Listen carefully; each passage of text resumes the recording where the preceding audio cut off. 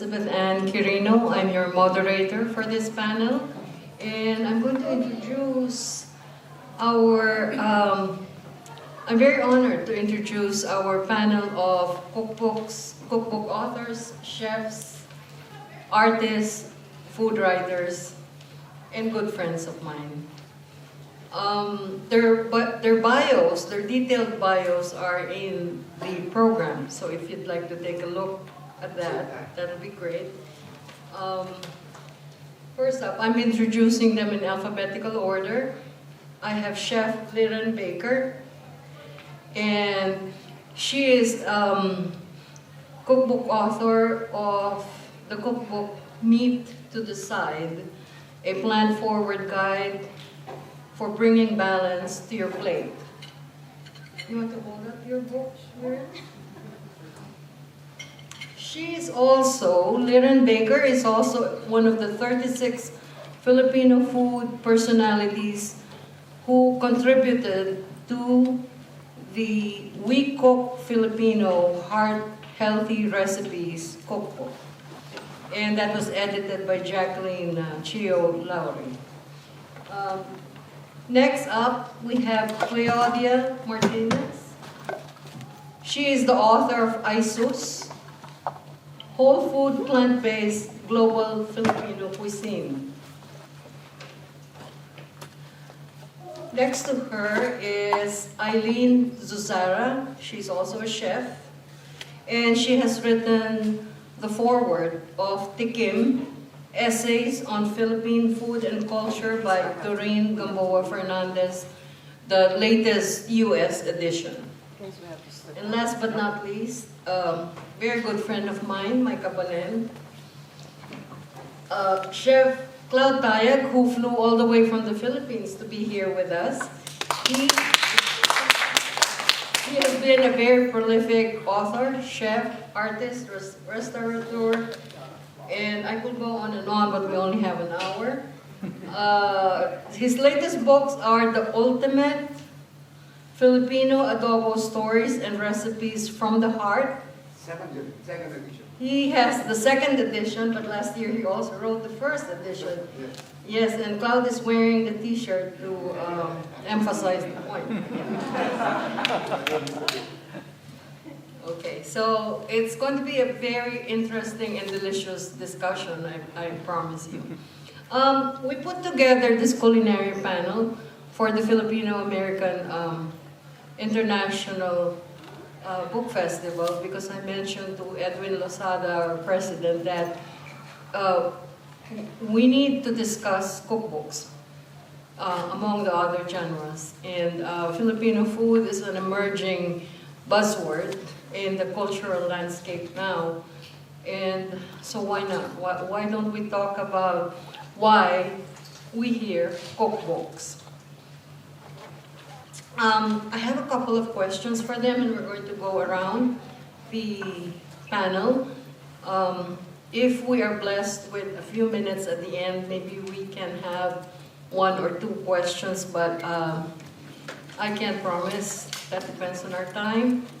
My first question to all of you is, can you tell us briefly about your new cookbook and who is it for? And why did you decide to write a book at this time? You want to start, Liren? Sure. So Meat to the Side, I'll start with this one. I wrote this a couple of years ago, and really it's just a reflection of my food journey.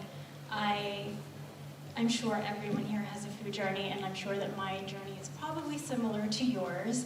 I was born and raised in New York on my mom's Filipino cooking, and I was very blessed to live in a very lovely, rich, melting pot of flavors. My mom also had a garden, so I think that's where my love for vegetables came from. But you know, journeys take different routes, and depending on where I moved, or which cities I visited, or or the children that I had, the food that you eat does change. So it was actually my daughter who first suggested to our family, maybe we should go pescatarian. So we encouraged her, and we all participated as a family. years later, my husband actually had some health concerns with his cholesterol, and so we decided, let's go vegetarian for a while. That turned into vegan. And then we decided, no, that's too hard. We're going back to eating meat. So it was kind of hard pinpointing what we were going to call it. Are we flexitarian? Are we what? And I realized, all these names, it doesn't really matter. But in the end, I noticed that I was plant forward. And this was something that started as a little girl. So even if I was eating adobo, I would have my rice, but I would have, and my vegetables, of course, I would only have a little bit of the chicken or pork on the side. So even as a young girl, I was already practicing meat to the side. And I think for me, this book is about rethinking protein, re-understanding, where balance is and how we can have a diet that can sustain us for our whole lives. Relatedly, We Cook Filipino, I was so honored to be a part of this book and to be asked to contribute. My contribution was my vegetarian pancit bihon. And I just felt like it was a good reflection of the way I cook and the way I approach food on a daily basis. And what I also loved about this book is that I feel like the media, and just people who enjoy Filipino food, who are not Filipino, tend to glorify the non-vegetable options that we have. Everyone's talking about lechon or adobo. And we have so many delicious vegetables and delicious vegetable dishes that I think this is a wonderful way to perhaps reframe what we think of when we think of Filipino food. So, yeah, I just feel like everything that I've done in my life has been about finding those moments of balance, and I feel like this book is for all of you. And I get a lot of readers who say, I want to eat more vegetables in my life, or I want to try going vegan. And my response is, it doesn't have to be that extreme. You could just start with meat to the side. Thank you. Thank you, Liren. That's beautiful. Next we have Cleodia Martinez. Hi, good afternoon, everyone. So my cookbook concentrates on whole food, plant-based Filipino food, and just like Liren, it was born out of my food journey. So I immigrated here from the Philippines at 19 years old. I was raised on American processed food because that's the treat that you give kids back home. And I was fortunate enough to have family who indulged our wishes. So I started my career as a caterer with my husband Ryan, and we've been in the food industry for 10 years when the pandemic hit. And when all of our events got canceled, I panicked for 2 weeks and then decided I'm just gonna take care of myself now. Like, it's time for us to take a pause and take care of our health. Because I had a health issue, I had high cholesterol, and I knew that not eating vegetables was catching up to me. I did not like vegetables. I do not like, I like it now, but it was such like a strong no for me. So my food journey with vegetables was actually retraining my palate and teaching myself how to like it and processing everything that came up as I was learning how to eat it. Because for my whole life, I just said no to it, I don't need it, the rice is enough, or potatoes are enough. But clearly my body was asking for them, so I had to learn how to make it and cook it. So I do like Filipino food, of course, and when I was searching for recipes online, it was a little bit difficult to find a whole food, plant-based version. There's a lot of vegan recipes, or plant-based, but not quite at the level that I needed it to be. Whole food means like very little oil, if any. Everything has to come from a whole food source, so it doesn't consider like substitute meats or highly processed foods to be compatible with it. And I was doing this for health, right? Like, it wasn't such a trial thing. Like, I really had to do it, or else there were consequences for me. So it was so powerful that, 6 to 8 weeks into it, my cholesterol levels totally normalized. So I saw how powerful eating this way could be. And in the end, even though I started to eat meat again, I was able to rebalance my palate and actually have the vegetables as part of my plate now. Like, I don't have such a visceral reaction to like no to it. Yuck. So this cookbook, I wrote it mainly for myself and my family. Decided to put it all together and be like, okay, let's publish it, and anyone who needs it, it's there. So I didn't really expect for there to be like a good reaction or as big as it became. I was totally unprepared for that. But I just wanted to share it. So that is what's behind it. Like, this is what we do. We've been catering for 10 years. Like, creating recipes is fun and easy for us. Like, this is actually what we would eat. Like, every night when we would have dinner, write up the recipe, take a picture, record it. That was the process. Like, every day that we did that for a month or so.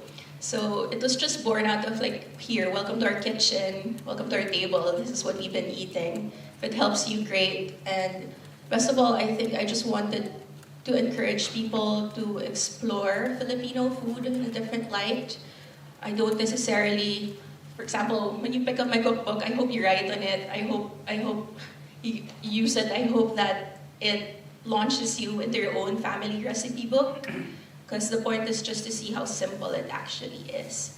So it's just our way of inviting everyone to the table and starting that conversation and encouraging more people to explore Filipino food that's plant-based. Thank you. Thank you so much, Claudia. That is very helpful. Thank you. And now next we have Aileen Suzara. She's a chef, an educator, and like Claude, so many other things, but we only have less than an hour left. So Aileen wrote the foreword of the US edition of Tikim, which was originally written by Doreen Gamboa Fernandez.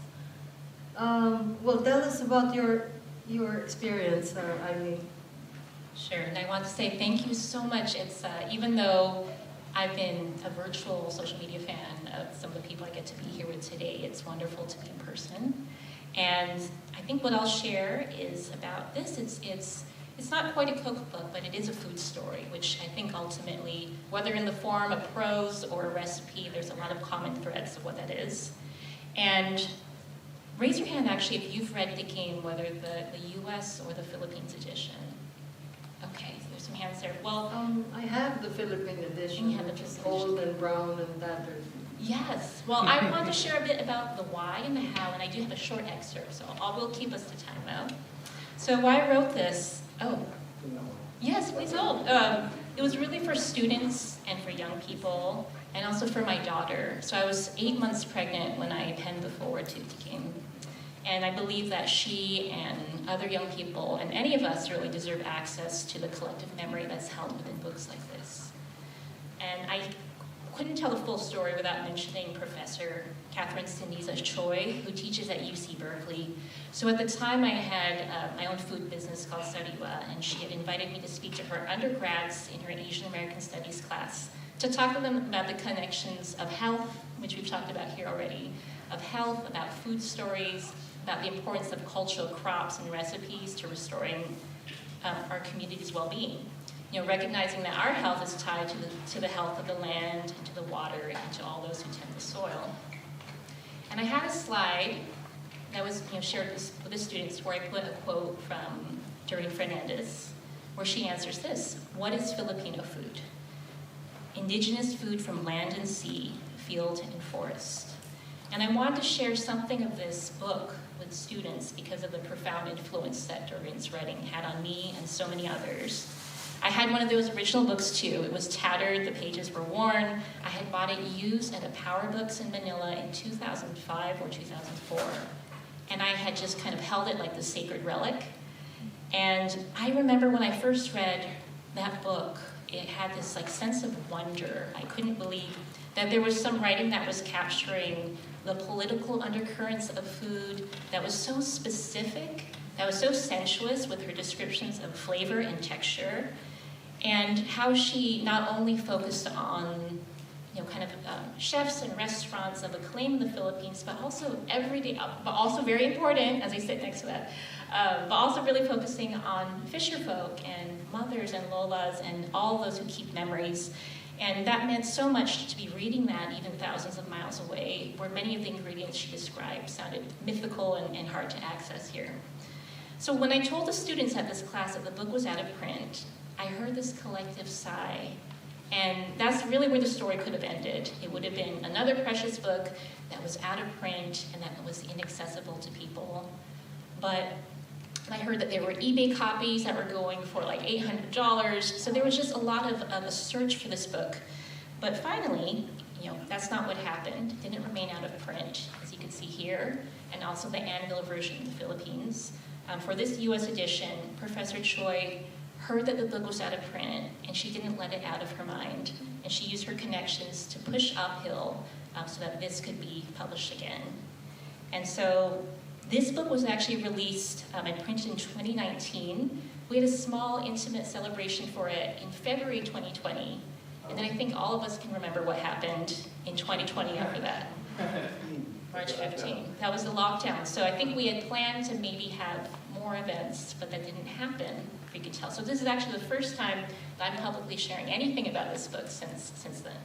But I'd love to be able to share just an excerpt from that, from the foreword.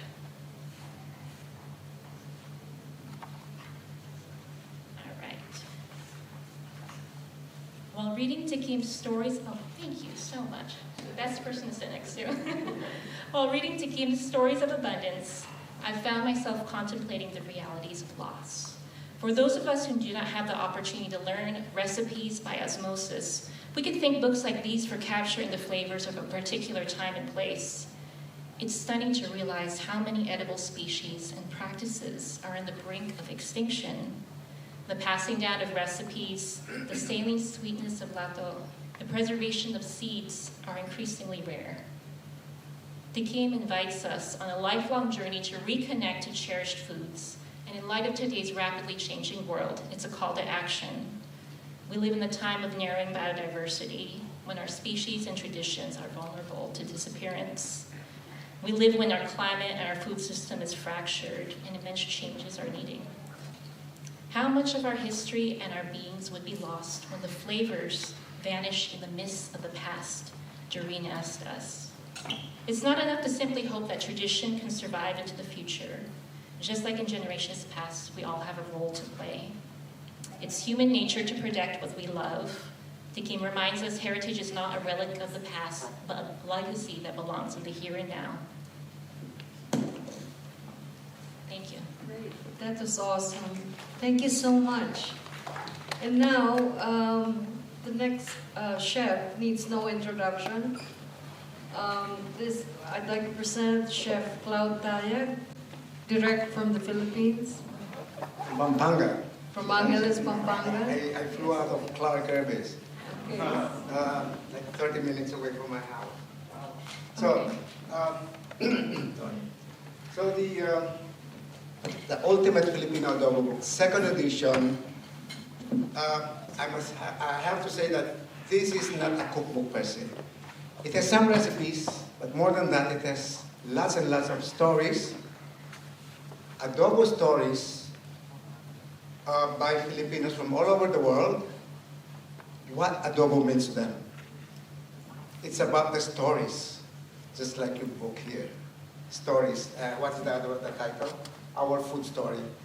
Jesus, that's your story, right? So again, it's all by Filipinos. And this book must be like, I would say like, the second edition, I will go back. Like the first edition book was published in December 2022, and it got sold out by December 2023, within 1 year. I sold out 3,000 copies. Along the way, within that year period, last year, I went on a world whirlwind tour promoting the book, starting with 5 US cities here, Las Vegas, Santa Clarita, LA, San Francisco, New York, and then Chicago. And then 5 European cities, culminating at the Frankfurt Book Messe, October 2023. While speaking, I was a guest speaker at the Philippine booth. And after the talk and book signing, there was this lady saying that she represented the Abu Dhabi Book Festival, which is held like every May of every year, and she was inviting me. So by this, I said, yes, of course. Like, don't worry about your visa, all expenses paid, and this and that. You will be cooking demo, like all that. So the thing was, like, by December, I was at a loss. What will I present in the May 2024 Abu Dhabi? So I had to rush the second edition. But by then, by December, I already compiled, because along the way I was like already taking notes. Taking notes of all my events. So I have something like 30 additional adobo stories. So I removed some, then I added 12 pages here. So the thing was, this second edition, I must say, it's like a compendium. It's like the ultimate compendium of adobo recipes and stories collected in the early, what are we now, 21st century? So I would say it's like a name-droppable book. I have in the foreword a poem specially written, composed by our national artist Virgilio Almario.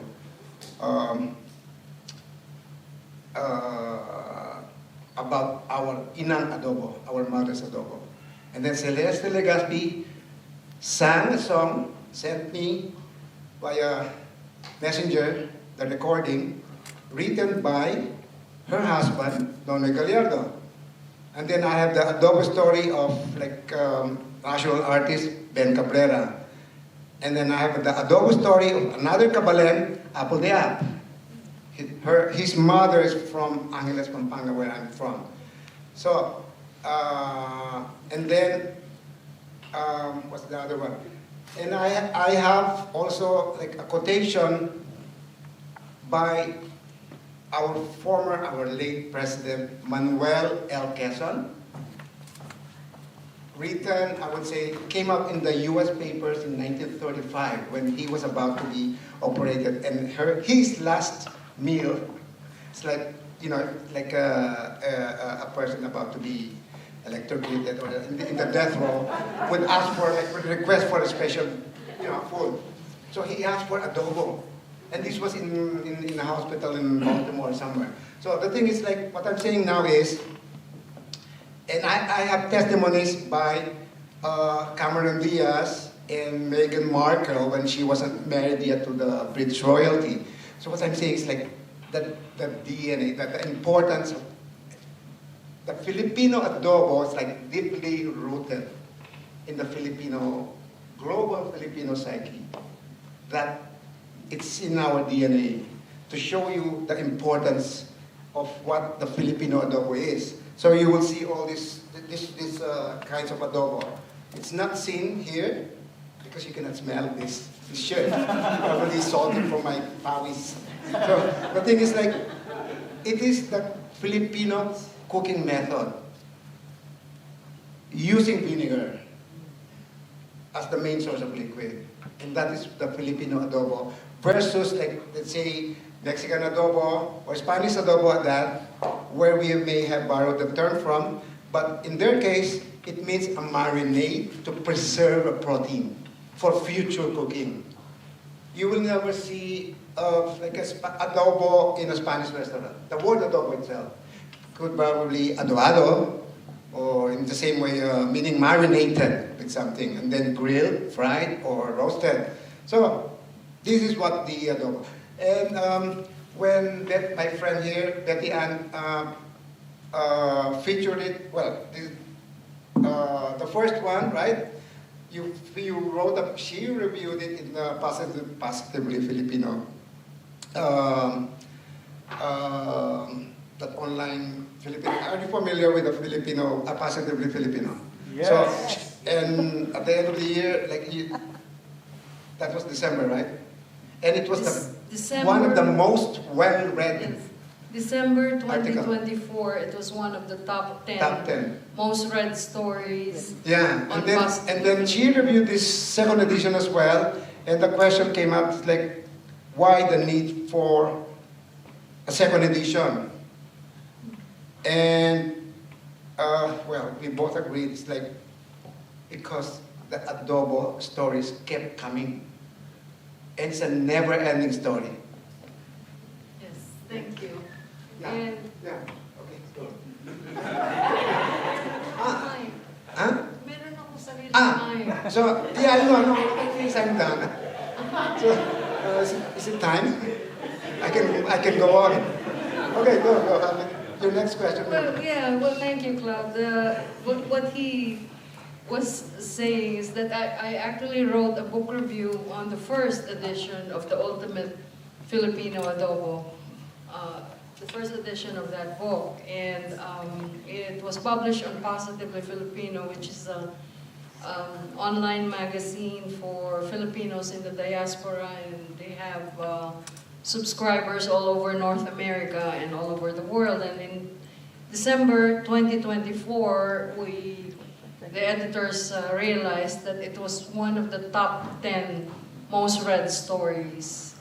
And I'm guessing because adobo appeals to most people, whether you've had it or not, and it is one of the reasons why it is our unofficial national dish.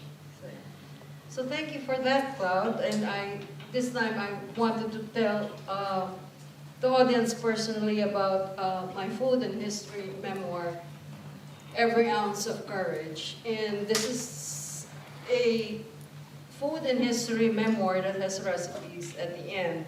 And I'd like to tell you a small anecdote about how I came about writing that. One night, I received a phone call that changed my life. It was midnight, and I was baking ensaimadas in my New Jersey kitchen. And the phone rang. And because it was midnight, I hesitated to answer, so I let the machine pick up the message. And this was the message. He was an old man, and he said, "You don't know me, but your mother saved my life. And I have been searching for her for 50 years. And upon hearing that, I ran and picked up the phone. I almost slipped because the floor was slippery from butter and cheese. And I talked to him, and he turned out to be an American war veteran and a former POW during World War II in the Philippines. And he told me that he had been searching for my mother for 50 years all over the Philippines, from different Philippine embassies, and anyone he knew who was a Filipino, he would ask if they knew my mother. They saying her name, Lulu Reyes, at that time. Well, it turns out my mother had was a humanitarian aid worker during World War II, and she bravely penetrated all the prison camps in Manila at that time, and she bravely smuggled in malaria medicine that apparently saved a lot of American and Filipino soldiers. Now, what has food got to do with a history memoir like what I did? What happened after that was more than 20 years ago, it was before 9/11, I buried myself in a trove of old letters, newspaper clippings, old photographs, my mother's journals, my mother's recipes, her old, her old boxes of stuff in our house in Tarlac. And I wanted to find out what was the source of her courageous spirit. And the result was, I came up with a story, it emerged, a story of courage and family and life in the Philippines through the prism of generations of family recipes. I had gone back as far as the turn of the century, when my grandfather, you see, you unearth all these things through recipes. It's amazing. So what was the role of food in a history book? Food was my placeholder for memories, and I'm sure it is for you. Every time I cook adobo, I remember the times my late mother and I would cook adobo together. I will remember the first time she taught me how to make adobo when I was a child. I remember the stories she told me about her own mother cooking adobo. And not just adobo, sinigang, pancit molo, beef morcon, beef puchero. Now, during the merciless Japanese occupation in the Philippines, my mother, Lulu Reyes, embarked on unflinching and dangerous missions to bring aid and comfort, and that meant a difference between life and death to American and Filipino POWs. Because of her bravery, in 1947, she was awarded twice the U.S. Medal of Freedom by President Harry Truman. It's now known as the Presidential Medal of Freedom. These are things I knew as a child, but I took them for granted. And things change, and I look at things differently after I actually spoke firsthand to a person who had actually known her and had actually experienced his life being saved by my mother. I mean, these are things my mother didn't talk about. I didn't even know who Corporal Robert Dow was. She never talked about him.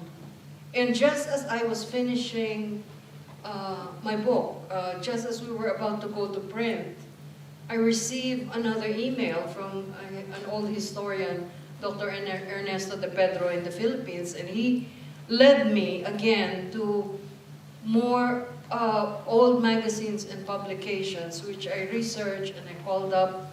The magazine still exists in Chicago, and I found old stories from the 1940s during the wartime. And there were detailed accounts of the risk my mother took to save lives. So why did I do this? I decided, if I don't write this story, who else will?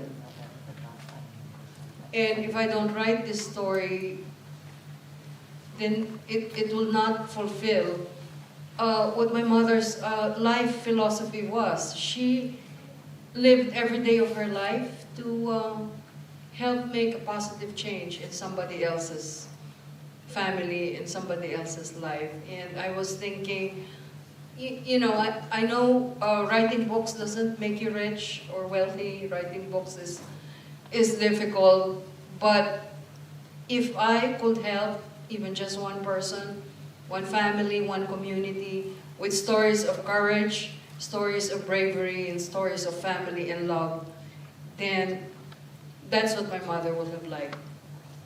So that's what led me. And in the end, because I was a food writer, every story of history was woven with stories of food and memories and family and love. Anyway, thank you. Let's move on to the second question I have for all of you, starting with Liren again. Can you tell me,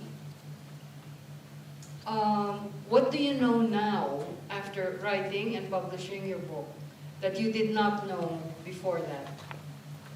Well, I wrote a list, but I think first and foremost, maybe most importantly for me, I didn't realize that writing a cookbook would be physically demanding and exhausting. No one tells you this, so now whenever people ask me, I tell them, you are physically exhausted. In my case, I was lucky to have an amazing group of editors. My publishers were incredible. You hear a lot of horror stories about people who had a terrible time with their editors. My experience was quite the opposite. But I took on the writing of course, the testing, the photographing. And I just found myself awake at midnight photographing for the book. And it takes a toll. And when you have a deadline and about 100 recipes to submit, it can really take a toll. So that's the first and foremost. You have to know that you're going to be physically exhausted, and at the end of the whole process, you are going to need a very nice vacation. So budget that. Or if you can't, you need to also just make sure that you are allocating your time perfectly. This is not the time for procrastination. The other thing that I learned was that your editors are the most amazing people that will be on your side, and they can help you transform the book. That said, the other thing is that you really need to stay true to your vision and to what you have in mind. I know that working with my publishers, they had an idea of, oh, your photograph should be like this, and you should have this much negative space, which differed a lot from the way I normally photograph food. And now looking back, I really realized I could have just photographed this in my own personal style, and it would have been fine, if not better. So don't be afraid to really insert yourself in every aspect of the book. Let me just see if there's anything else that I missed.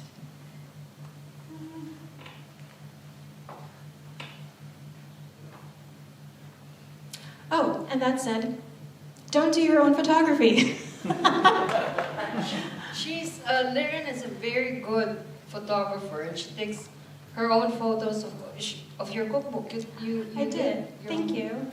Yes, and it's my passion. I love food photography, but I realized, when you're writing a book, it's probably best to have someone else do it. It's almost like when you're teaching your kids to swim. You're probably not the right person to teach your children to swim. And so I really highly recommend that if you can afford it, hire somebody else to shoot for you. Mm-hmm. Okay, thank you. Thanks for the advice. Claudia, what do you know now that you didn't know before you published your book? Okay, number one thing, and probably the only thing that's super important for me to share is you need support, a support system. So many things come up when you write a book, especially from my background where I did not intend to live the after of the book. It doesn't end when it's published. That's the beginning. There's so much more surprises, invitations, a responsibility after that I wasn't aware of.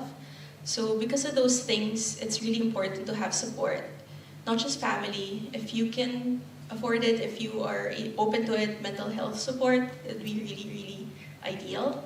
Because so many things come up, right? Like, everyone's gonna project things on you. Their perfectionism. Oy, may typo sa page, blah, blah, blah. Dude. Wait. This thing, like questioning you, why did you use this? So those things, and then it's very hard because when you publish a book, when you write anything, even if it's just an Instagram post, right, it's so vulnerable. So imagine releasing something into the whole world, and all these people who don't even know you suddenly have comments and insert themselves into whatever it is that you're talking about. So that was a big surprise, and also something that I'm lucky that I did have support. I was in a group where I could share these things, and they would bring back encouragement and refocus me to what's actually important. But okay, so this was released in 2021.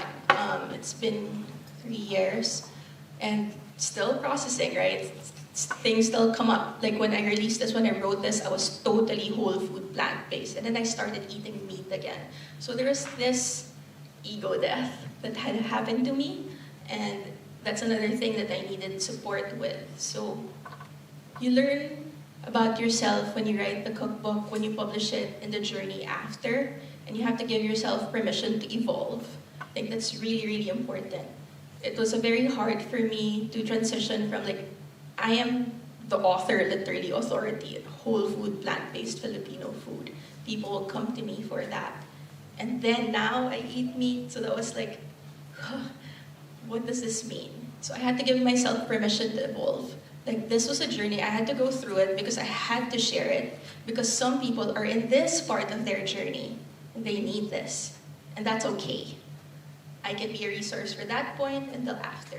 So that permission is really important, and the support for you to be able to embody that and be comfortable in it and still be proud of your work, I think is key. Yeah. Thank you. That is very enlightening. And Aileen, what do you know now that you did not know before the book was published? Yeah, so many things, and thank you for sharing the insights. So for Tikim, doing the forward, something I learned from it was just to keep the audience at the center of my mind, and I imagine this is true for any different forms of writing. And so one thing I'll share is that actually when I was asked to write the forward, I actually tried to decline it. And that was a learning for me too, because this book was so, it was and is so, as I said, like a sacred text to me.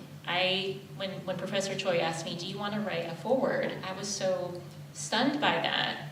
And I thought, you should get a celebrity chef or like someone with, who has that type of recognition. So I've worked in different community spaces. I'm an educator. I have a public health background. I love food. I love food people. And I still said, this book doesn't deserve someone who's, has something that I don't have. And what she told me very simply was, but why not you?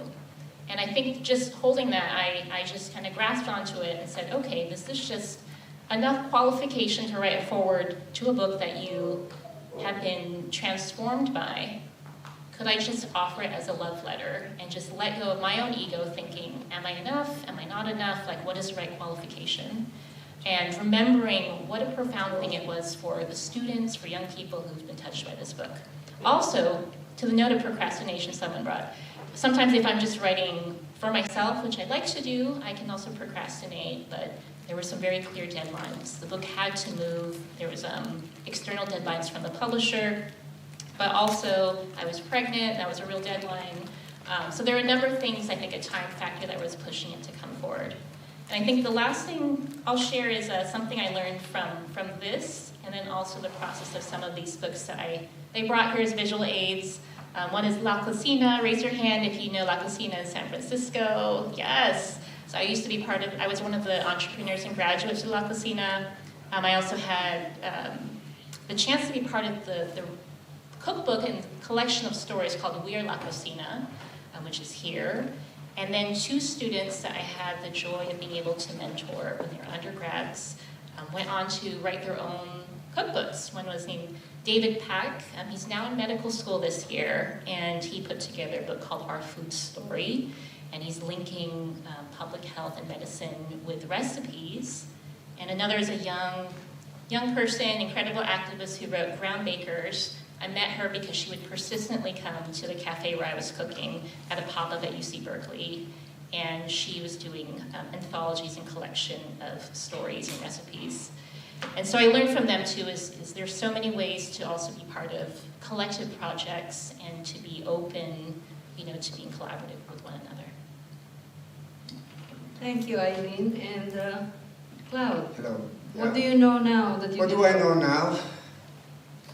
I don't know where to start. Well, let me start with the present situation, like hearing their stories. Wouldn't you consider yourselves lucky as writers and you as photographer and you did your own food styling, I imagine, at home? So don't you consider yourself lucky? We can work from home. Okay, so during the pandemic, during the lockdown, and then afterwards, like everybody started, the buzzword then was like work from home, right? Nobody could get out of their homes and work, to go to office and all that. Then I said to myself, what else are they talking about? I've been doing it since like forever. Being an artist. Okay, so my first column in the Philippine Star, I was given this space in a broad daily Philippine Star in the Philippines. Year 2000. Then I asked the editor, like, what am I going to write about? Anything under the sun. Like, what is your passion and all that? So what I'm saying is now, it's like this book It's a total summation of all my passions, my hobbies. So, my real profession, I had my first one-month exhibition in painting in 1978. Were you born already? Yeah? Well, Betty Ann and I were, of course. I was 21 years old, I think, at that time. So the thing is, so I'm used to this drawing, painting, and all that at home. So when I I submitted my first column, year 2000.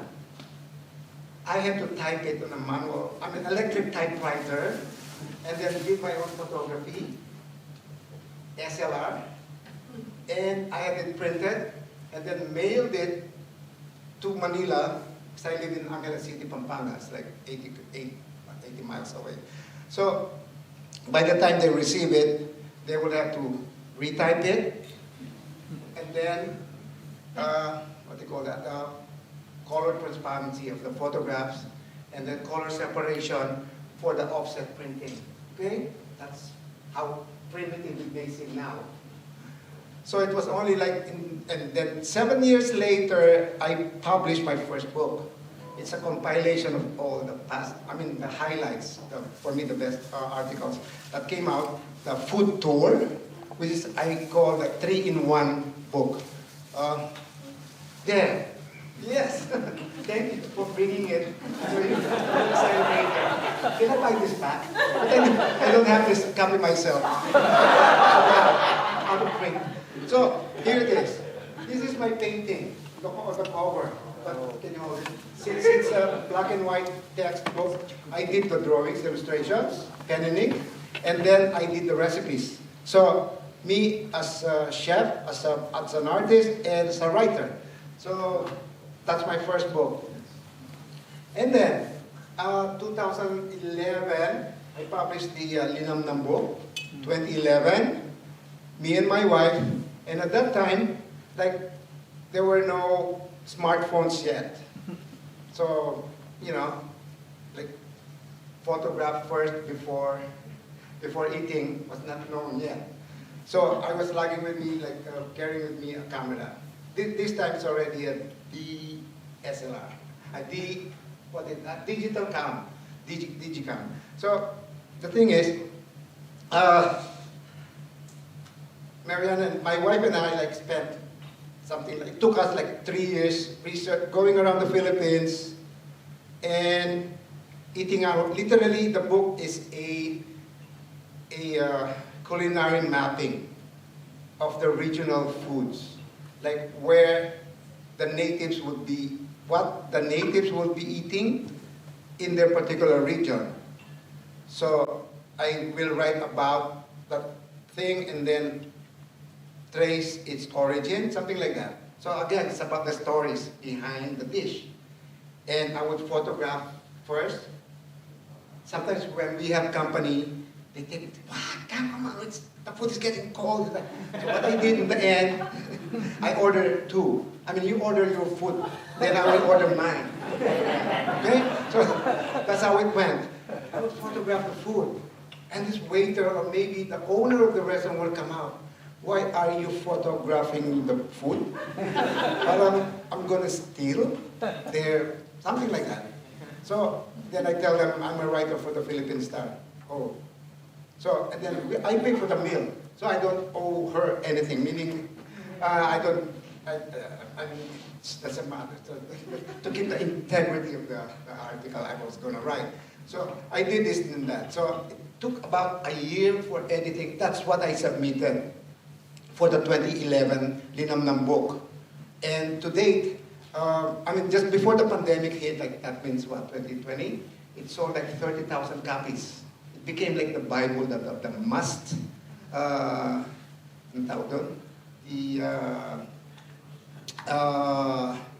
bucket list of most travelers, local and foreigners. And as a matter of fact, fast forward to last year, I ate in Abaca here, and Marian and I ate in Abaca, and at the same time, kasama. At the end of our meal, Chef Francis Ang in Abaca, and Team Flores in Kasama, they came up. They came out of the kitchen holding their tattered linamnam copy. It was their guidebook, traveling around the Philippines, researching what they're going to serve in their, like a year later, in their respective restaurants. So for me, that is what? That's like the most, how we would say, like affirmative. I mean, it removes all, I mean, all that sweat and tears. You said it was exhausting and all that. Nawala lahat yun. I mean, for me, yun lang. Huh? I guess when like in my talk, when after my talk the other night at the opening reception of this book festival, I've been approached, like they were crying because it resonated to them. What I said, about Philippine cuisine, the culture, the Filipino culture that we have with food. Okay, so, and then 2011, 2018, no, I'm sorry, 2011, when the Culinary cookbook was published, I am one of 6 chefs. Margarita Flores was there, Glenda Barreto, Conrad Calala, whose son Radi is the general manager of Central Filipino, and then Jesse Sinciok and Mirna Segismundo, then me. So at the time, like, who's going to do, the photography was done by Neil Oshima, and the time to ask, like, who's going to do the food styling? They did not have any budget for it. So they all pointed to me and said, why? Because you're the artist. So it came in handy again. Me as the artist, me as the cook, and at the same time, me as the writer. So again, it all like gelled together, and it all, and then when the ultimate Filipino adobo came about, it came so easy. So I would like to say, what I learned now is, like, because of this adobo book, what I learned more than anything, it's not about the technical, the background, or in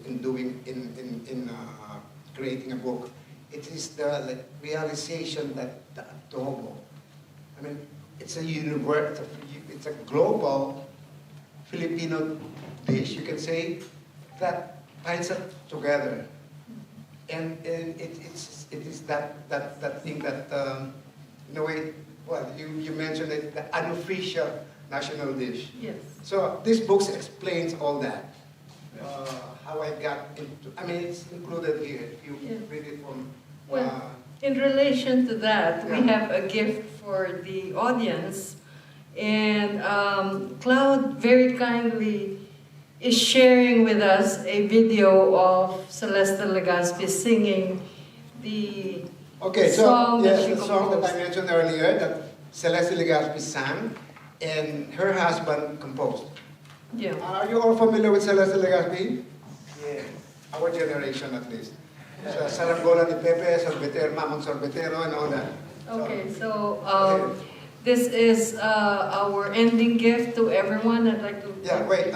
So this is recorded in my, I call it the gallery, where I have a wall composed of, like, autographs by Philippine national artists at that time, like H.R. Ocampo, you see that? 1977. So that was autographed when he was not yet known. So, like, I have, like, maybe 15. And then the one with the musical notes just beside Celeste, it's by Ryan Cayabia, the latest national artist for music. Yes. So there. This is Celeste Legazpi, and on the couch is her husband, Nonoy Gallardo, who composed the song, and helping her sing is their daughter, Waya. If we could make a song for this book, for this adobo book. And so I asked my husband, who had written Saranggola ni Pepe and Tuliro, to write the lyrics for that song. And then I sang it in the phone. And then now, this is the score. And pinake na ni Cal. So we would like to share this with you. This is my daughter, Waya. It's her birthday today. Happy birthday! And my husband, Guru. Okay. Good luck. 5, 6, 7, 8. Adobong toyo suka, adobong may dala, adobo sa kamatis, adobong matamis, mayroong tinutusta, mayroong iniihaw muna, ibang luto, mga adobong minana, hinahanap lang, adobo ni inang, minamahal na ulam, adobo ni inang.